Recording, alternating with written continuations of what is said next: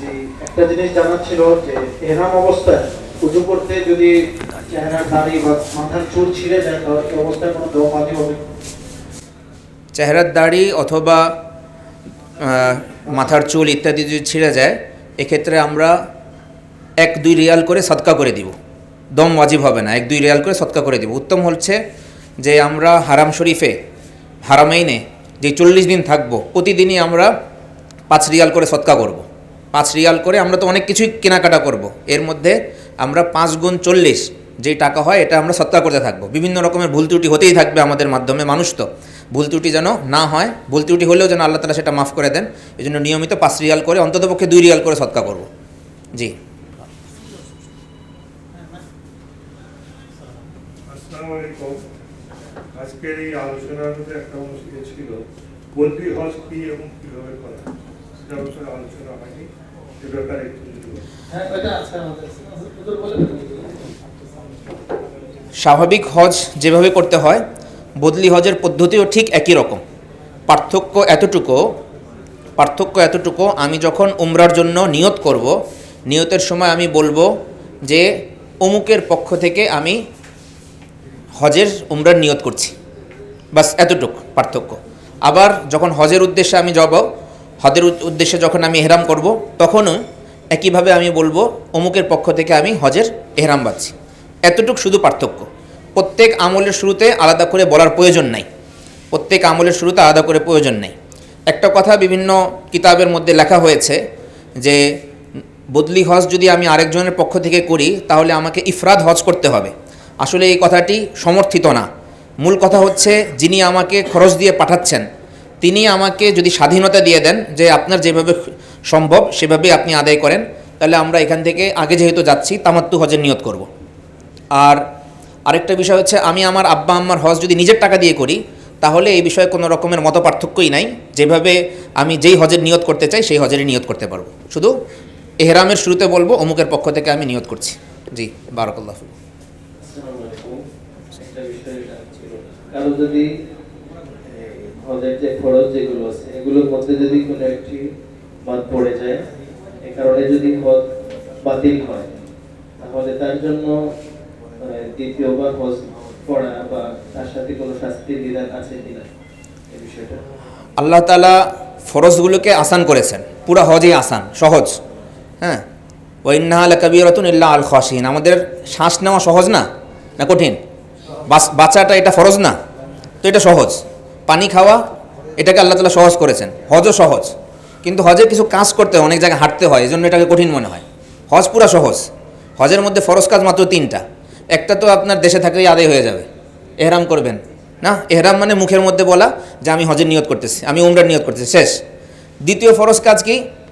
আরাফার দিন 9 তারিখ জোহরের নামাজ থেকে নিয়ে মাগরিবের আগ পর্যন্ত 1 সেকেন্ড সময় মাঠে থাকা, ফরজ আদায় হয়ে গেল। তৃতীয় ফরজ কাজ কি? তওয়াফে জিয়ারা করা।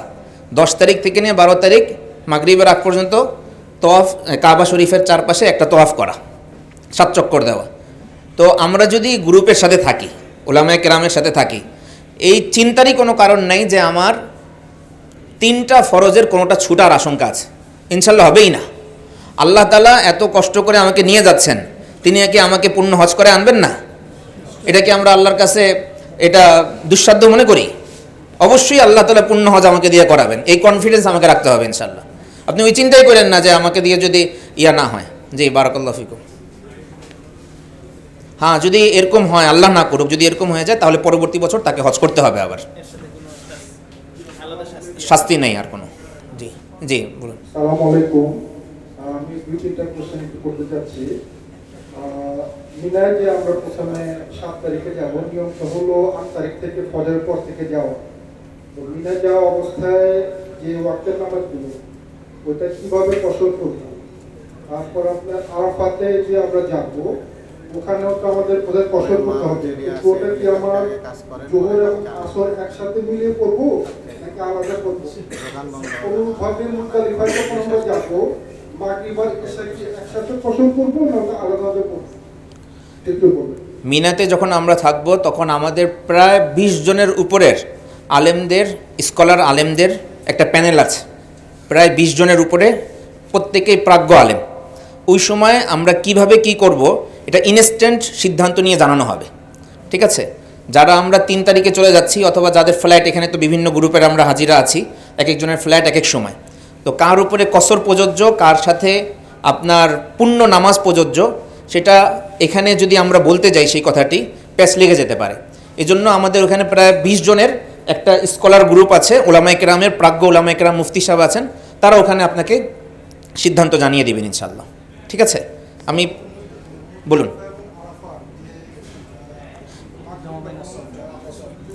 মুজদালিফ, আরাফায় সাধারণত আমরা নামাজ আলাদা আলাদা পড়ে থাকি।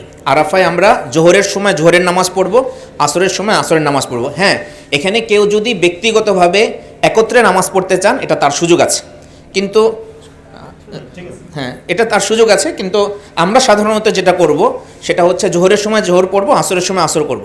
কিন্তু কেউ যদি ব্যক্তিগতভাবে জোহর এবং আসর একসাথে পড়তে চান, এটা তার জন্য সুযোগ আছে। আমরা কোনো রকমের পিড়াপিড়ি করব না কারো ক্ষেত্রে। আর কেউ যদি মসজিদে নামিরায় যেতে পারি সরাসরি, যেখানে রসুল করিম সাল্লাল্লাহু আলাইহি ওয়াসাল্লাম খুতবা দিয়েছিলেন, তাহলে তো সেখানে একসাথে 2টা নামাজ পড়ব, কিন্তু তাঁবুতে 2টা আলাদা আলাদা সময় হবে। আর মুজদালিফাতে 2টা নামাজ আমরা এশার নামাজের সময় মাগরিব এবং এশা একসাথে পড়বো ইনশাআল্লাহ। জি, জুমা কি করতে হয়? যদি ওই 5 দিনের মধ্যে কোনো দিন জুমা পড়ে যায়, তাহলে কি জুমা পড়া যায় নাকি? জুমা পড়া যাবে, জুমা পড়া যাবে। জি, জুমা পড়া যাবে। জি, একটা সবার দৃষ্টি আকর্ষণ করছি, হজ এবং ওমরা সংক্রান্ত কিতাবের পাতায় মাসালা আছে হাজার হাজার।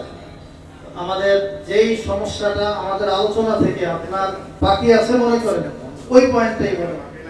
হাজারো মাসালা আছে, একটা একটা করে জিজ্ঞাসা করা শুরু করলে ফজর হবে, আমরা এখান থেকে উঠতে পারবো না। এবং যেই আমরা 3টা প্রশ্ন সমস্যাটা নিই। এখনো তৈরি হয় নাই, জি, ওইটা খুঁজে খুঁজে আলাদা প্রশ্ন তেমন প্রয়োজন নেই। মৌলিক কোনটা বাকি থাকলে সেটাই জিজ্ঞাসা করেন, এবং আর 2-3টা ইনশাআল্লাহ। এরপর আমরা আর নিচ্ছি না, কারণ রাত গভীর হচ্ছে। জি, তাহলে ওয়ালাইকুম আসসালাম। আমি জিজ্ঞাসা করতেছি, এরকম অবস্থায় যে 5 দিন আমরা থাকবো, এগুলো স্বাস্থ্যবান যেমন আমি হাঁটার সময় চলে যায়, জি, সেই ক্ষেত্রে আমি তেল অথবা পাউডার এগুলো ইউজ করা যাবে কি? গন্ধবিহীন পাউডার ইউজ করা যাবে, গন্ধবিহীন পাউডার ইউজ করা যাবে। জি, তেল তেল ইউজ করা যাবে, শুধু পাউডার ইউজ করা তেলের মধ্যে গন্ধ আছে নিশ্চিত, তেল গন্ধহীন পাওয়া যায় না। ভ্যাসলিন পাওয়া যায়, ভ্যাসলিন গন্ধহীন পাওয়া যায়। আপনি যে বিভিন্ন জায়গায় ভ্যাসলিন পাওয়া যায়, সেগুলো আপনি সংগ্রহ করতে পারেন। কোনো সমস্যা নেই। এগুলোর ওষুধ আছে, আলাদাভাবে ওষুধও পাওয়া যায়। জি, ওষুধ নিয়ে যেতে পারি আমরা। আসসালামু আলাইকুম। ওয়ালাইকুম আসসালাম।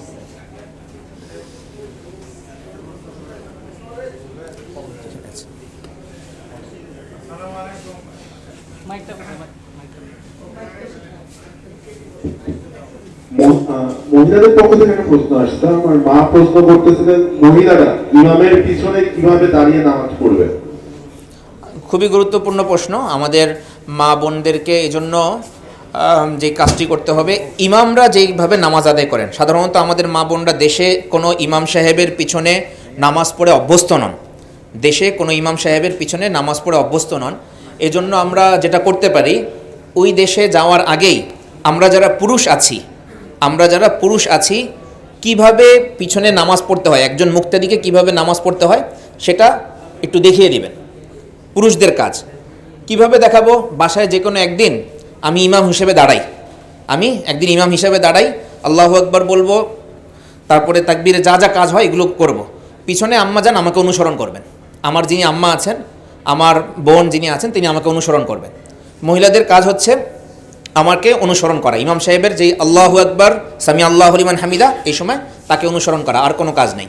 মহিলাদের জন্য আমাদের মুরব্বীদের পরামর্শ হচ্ছে জোহর এবং আসর এটা হোটেলেই আদায় করা, এবং তারা যদি হারামে না পড়ে হোটেলে আদায় করেন নামাজ, হোটেলে আদায় করলে সওয়াব বেশি পাবেন, সওয়াব বেশি পাবেন। রাসূল করিম সাল্লাল্লাহু আলাইহি ওয়াসাল্লাম তার এক সাহাবিয়াকে বলেছেন যে তুমি আমার পিছনে নামাজ না পড়ে যদি তুমি ঘরের একেবারে ভিতরে নামাজ পড়ো, তুমি সওয়াব বেশি পাবে।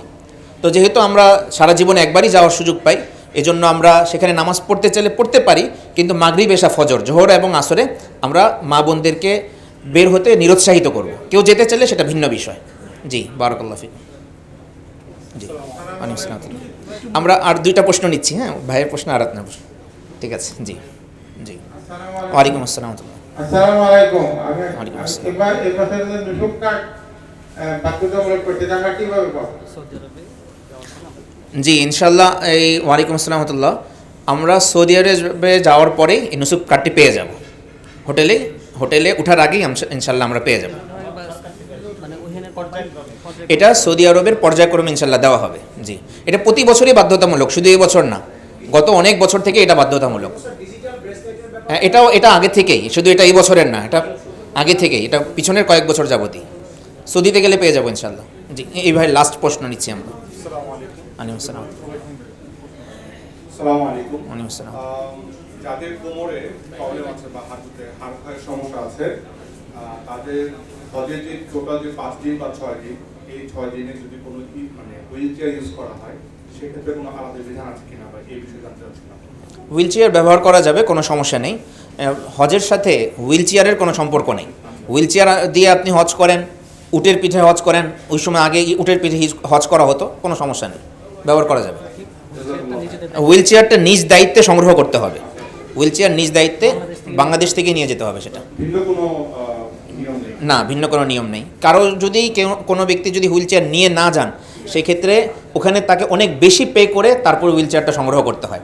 প্রায় 6,000 রিয়ালের মতন খরচ হয়, 6,000 রিয়ালের মতন, কম বেশি। জি, হুইল চেয়ারের জন্য ভিন্ন একটা জায়গা আছে, সেখানে আপনি করাবেন। কিন্তু ওই 5 দিন তো আপনি আমাদের সাথেই থাকবেন, মূল কাফেলার সাথেই থাকবেন। জি ইনশাআল্লাহ, বারাকাল্লাহ। ঠিক আছে, আজকের মতো